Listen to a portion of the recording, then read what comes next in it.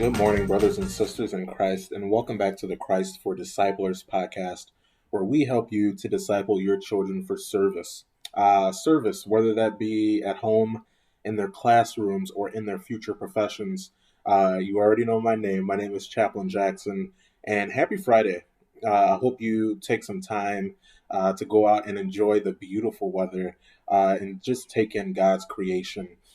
This week, we've been talking about the kings of Israel, and we've been talking about how they turned their backs on God, how they turned away from God, and they looked towards other idols. They looked towards other gods. And for today, with our episode, we're going to look at the theme or the title of discipling your children to tear down their idols, unlike the kings of Israel.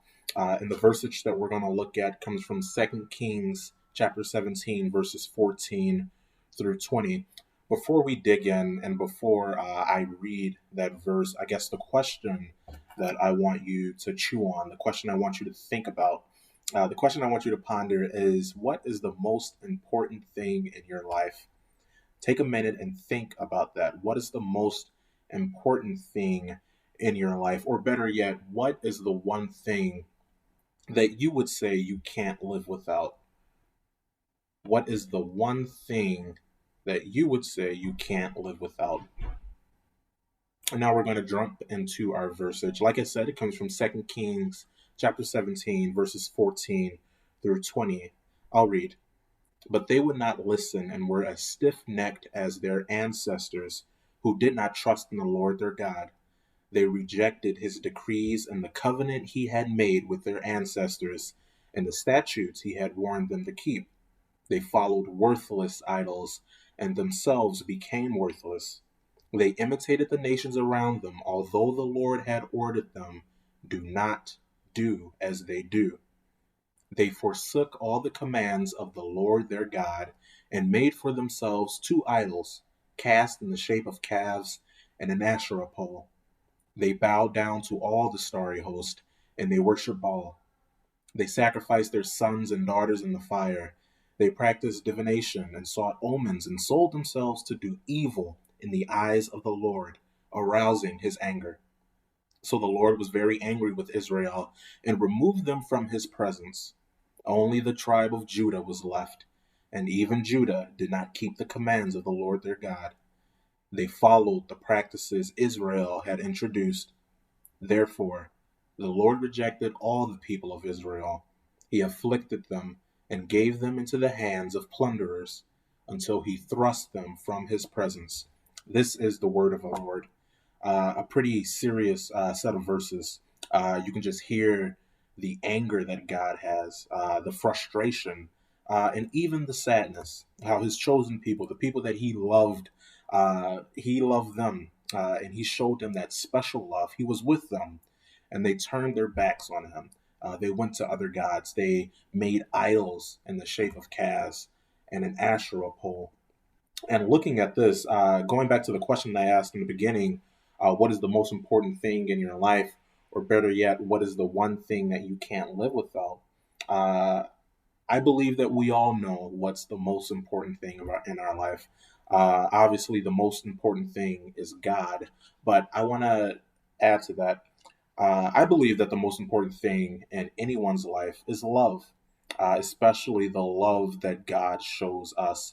And you can look at the different ways that God has shown us love.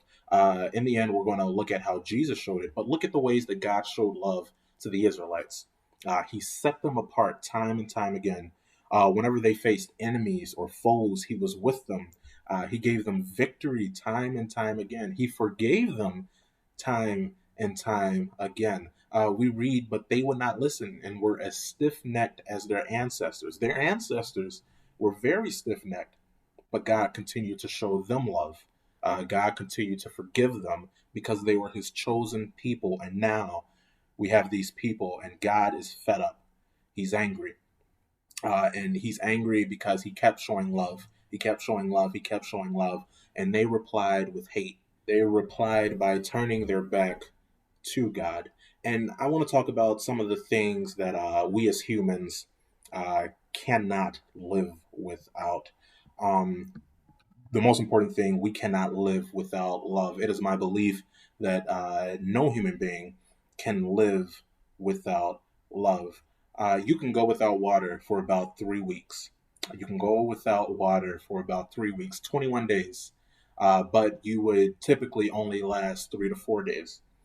You can go without food for 30 to 40 days. Think about that. You can go without food for 30 to 40 days. I love food. I love to eat. And just the thought of going without food for 30 to 40 days, wow, it's amazing.